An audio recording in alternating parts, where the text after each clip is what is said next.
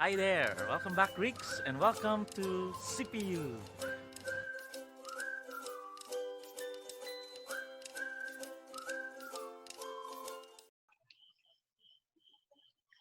Kalimera Greeks, good morning once again. And we are now in our 14th lesson. This will be the last coverage for our midsummer examination. So are you ready to learn today? So that's great. Let's proceed to our lesson this morning, which is about the future first aorist active and middle indicative. That is module 14 of our lessons. Last time we discussed the future, and this time we will be discussing the first aorist active and middle indicative. So are you ready? All right, so let's proceed to our knowledge and objectives. Firstly, you'll be oriented with some Greek vocabulary. So as usual, every meeting we are learning some languages, but this time our vocabulary will be translated into its aorist tense. Secondly, you will be able to identify the forms of the first aorist active and middle. Thirdly, you will understand the function of the aorist tense as well as the infinitive. All right, let's proceed to our vocabulary. So the first word here is akao.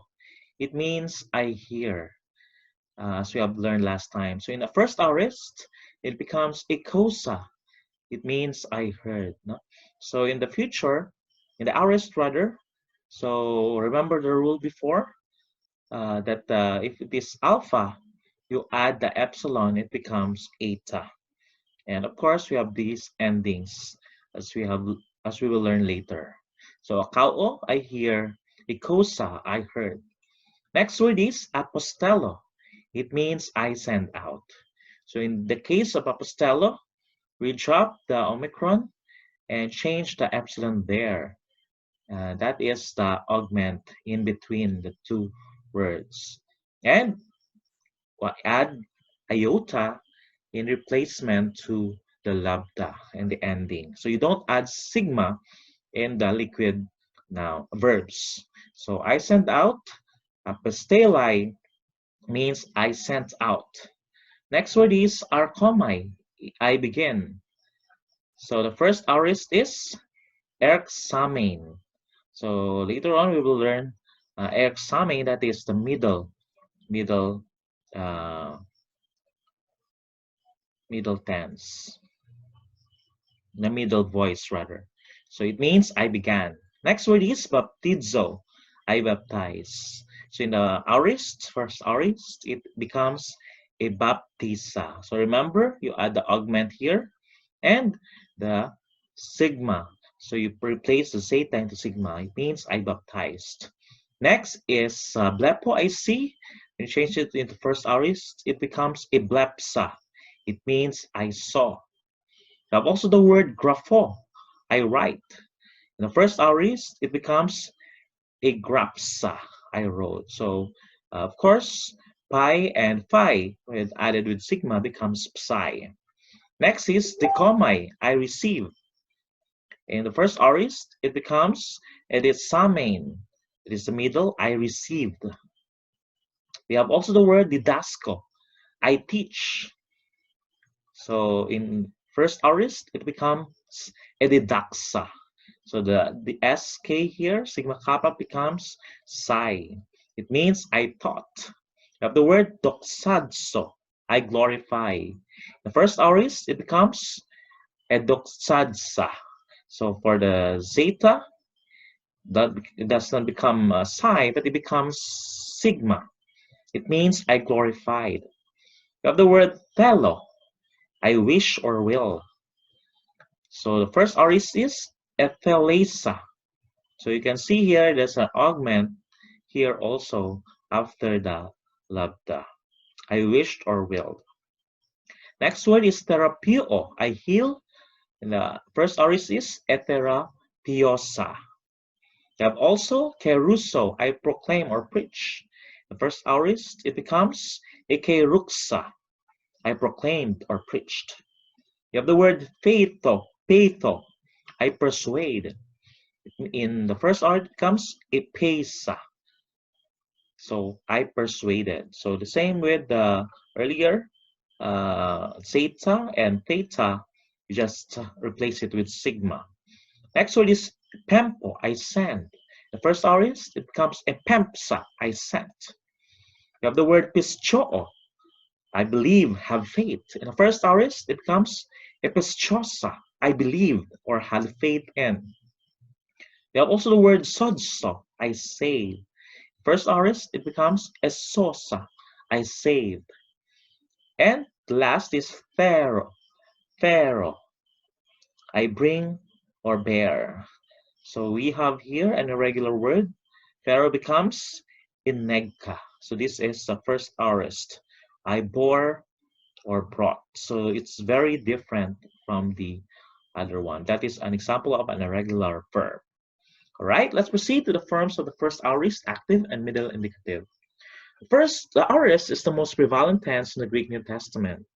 This tense is similar to that of the English past tense in that it can have different endings for different words.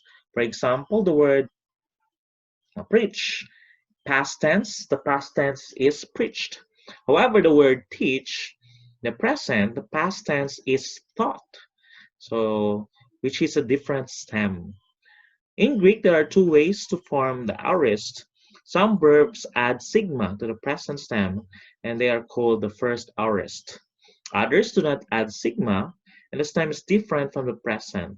They are called the second aorist. Today, we will be discussing the first aorist. Now, you add sigma, but of course, there are some earlier that doesn't have sigma, but that they belong also to the first aorist. But the general rule is, if these words add sigma, it is the first aorist.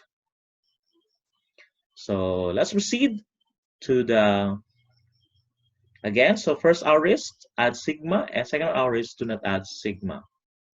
There is no difference in translation of first and second aorist. Most verbs will have only one of these sets of endings, though a few verbs have both. Verbs used in the indicative mood of the aorist tense will have an augment. Just as the imperfect tense either has a temporal or a syllabic augment, so does the aorist, since in the indicative it is a past tense. The aorist has similar endings like the imperfect, but the predominant connecting vowel is alpha instead of omicron and epsilon. Unlike the imperfect, the aorist middle and passive forms are different.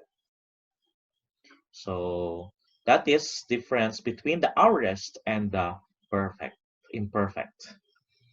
So to form the first aorist, find the present stem and add the augment in the front of the stem, then add a suffix sigma, after which comes the connecting vowel, usually the short alpha, and finally attach the ending. So by the way, this is the endings of the first aorist active indicative. The first person singular, the ending is sa. So you can see here the alpha. Second person is sas. Third person is se. So if the word that follows begins with a vowel, then you add mu here. The plural is first person is samen. Second person plural is sate. And third person plural is san. So let's read all together from the top. Sa, se, samen, sate, san. One more time. Sa, se, samen, sate, san. So you memorize these endings for the first aorist active indicative. So let's take a look at the summary. The augment, the same with that of the imperfect. The epsilon augment in the beginning. Then the present stem. Of course, we're still declining the word luo. And then the tense sign including connecting vowel, sigma, alpha. So that is the past, and a perfect also aorist, and the alpha, that is the characteristic of the aorist. And then the personal ending, men. So that is in the plural.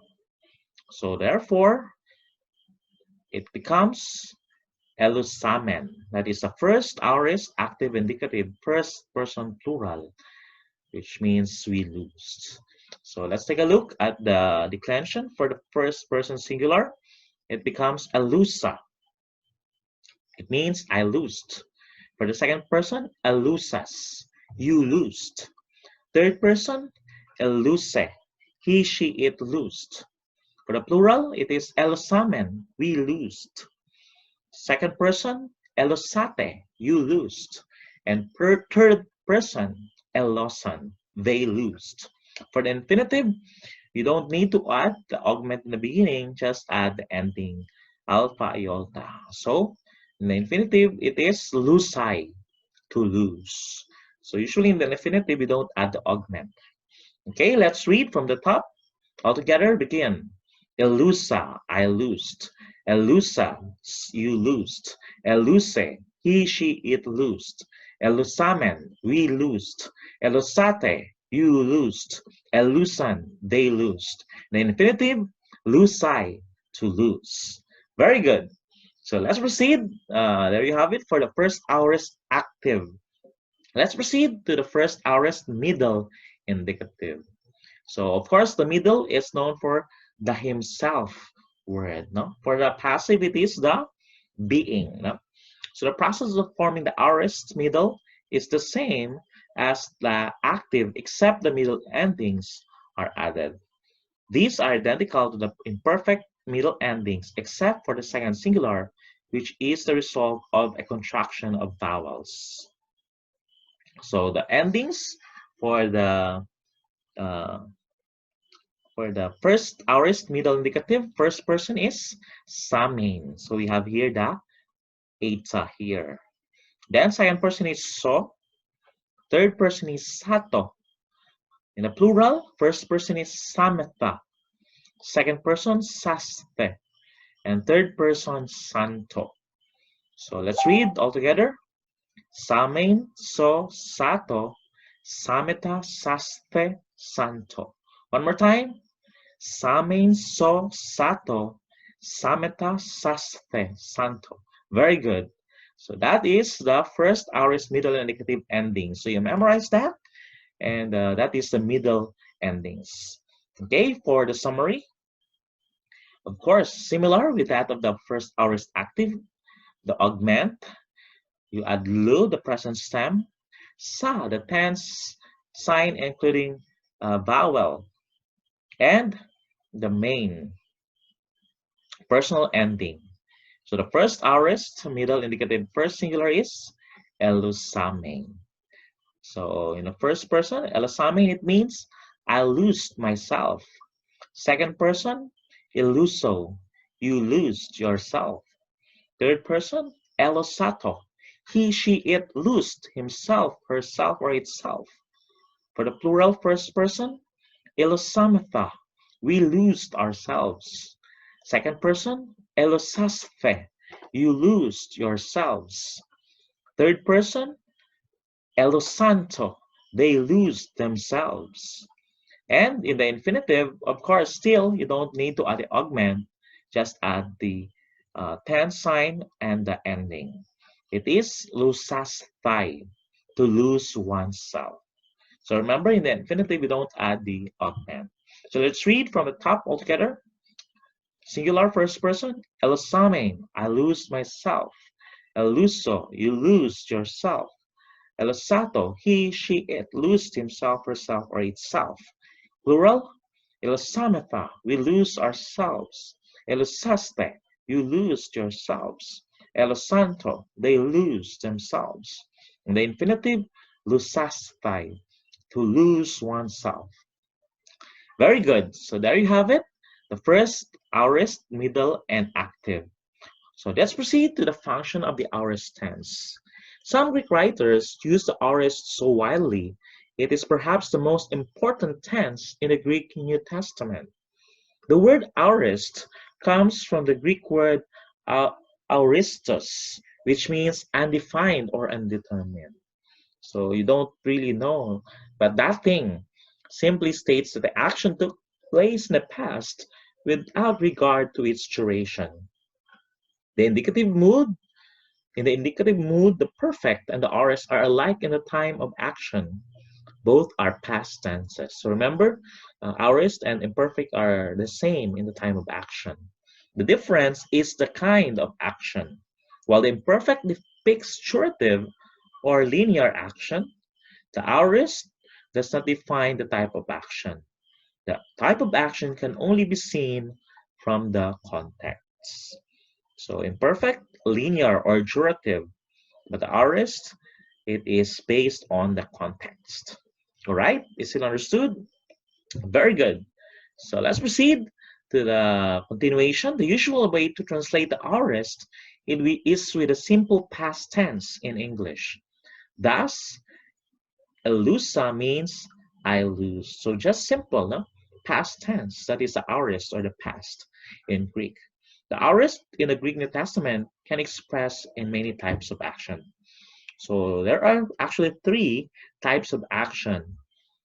Number one is the constative aorist. The constative aorist looks upon the action of its entirety.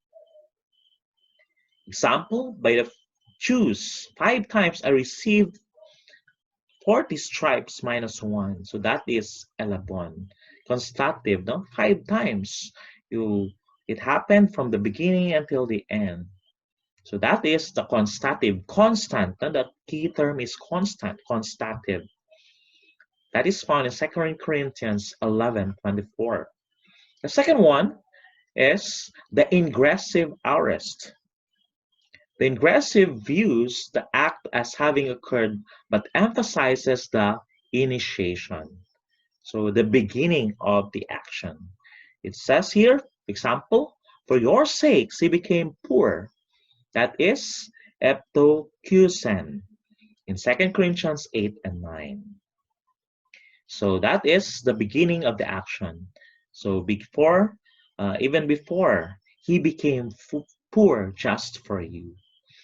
So that is the ingressive. So the first one is constative, second one is ingressive, and the third one is the culminative aorist.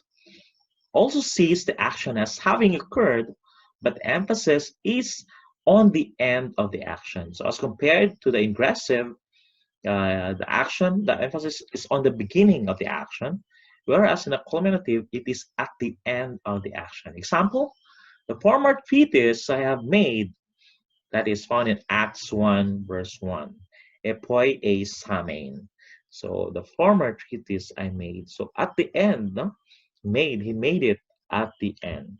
So those are the three to look at. Constative is the duration or the entirety of the action. For the ingressive, its emphasis is on the beginning of the action. That is the initiation.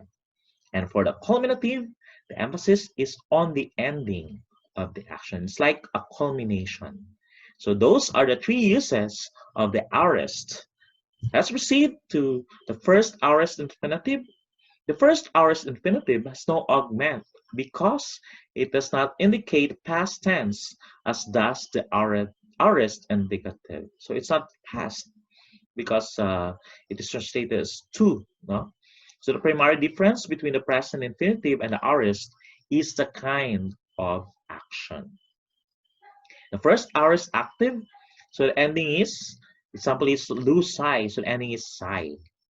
And for the first aorist middle, the ending is sastai.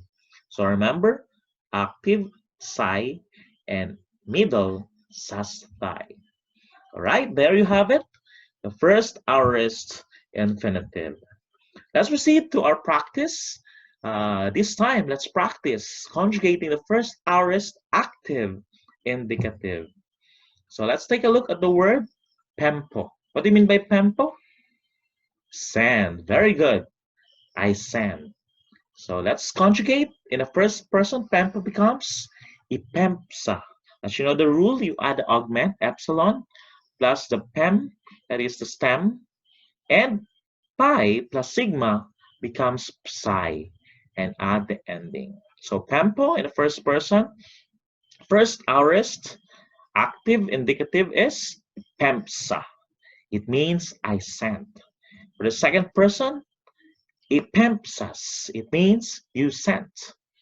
And third person, ipempse. He, she, it sent. So that's it for the singular conjugation. Let's proceed to the plural conjugation.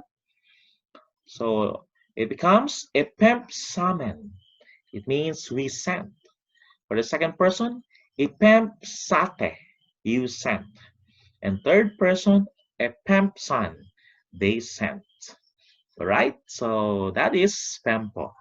So you look for a word also that is in the present and you conjugate. Try practicing conjugating these words. Okay, next word is doxadso. Doxadso means I glorify. So how do we conjugate it? In the first aorist active. So you add the augment epsilon before and zeta, as we know the rule in the perfect last time. If it is zeta plus sigma becomes sigma still. So doxadso becomes edoxadsa. Sorry. Edoxasa. So that means I glorify. Second person is edoxasas. You glorified. So you add the endings. For the third person, edoxase. He, she, it glorified. So that is it for the singular conjugation. For the plural, doxadso becomes edoxasamen. We glorified. Second person, edoxasate. You glorified. And third person, edoxasan. They glorified. Very good. So let's proceed to the first aorist middle indicative. So earlier we practiced the active. This time let's practice the middle indicative. Let's take a look at the first word, sutso. What do you mean by sutso? I say, right. Very good. So let's conjugate sutso. So in first person, middle. So you add the augment epsilon plus so, that's the stem, sa, that's the aorist ending, and you add the endings main. So it should so when you translate it into first person middle first aorist indicative, it becomes isusame. It means I saved myself. Second person isuso. You saved yourself. Third person isusato. He, she, it saved herself, himself, or itself. That's it for the first person, for the singular rather. Let's proceed to the plural conjugation. Suso becomes esusameta.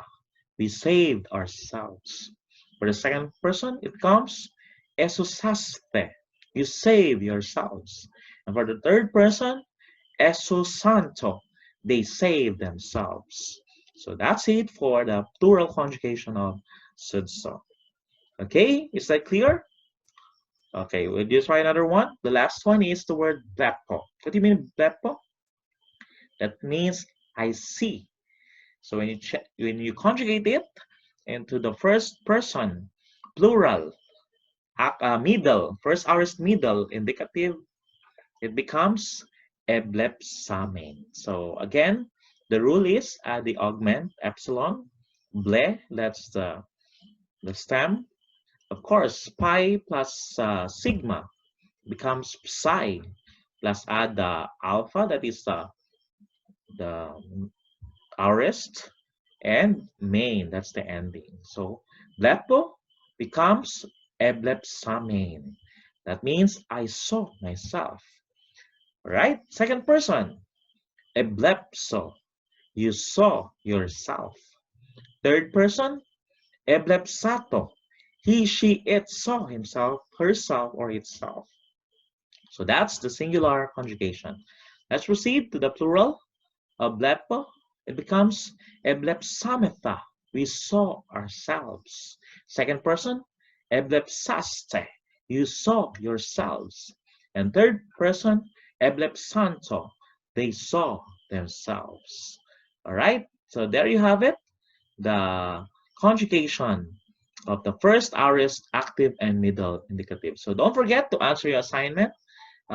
We have also, like earlier, there are two um, activities. The first one is you conjugate the first aorist active indicative, and the second part is you conjugate the first aorist middle indicative of these words. So that's all for today. Thank you very much. God bless, and see you in the next lesson.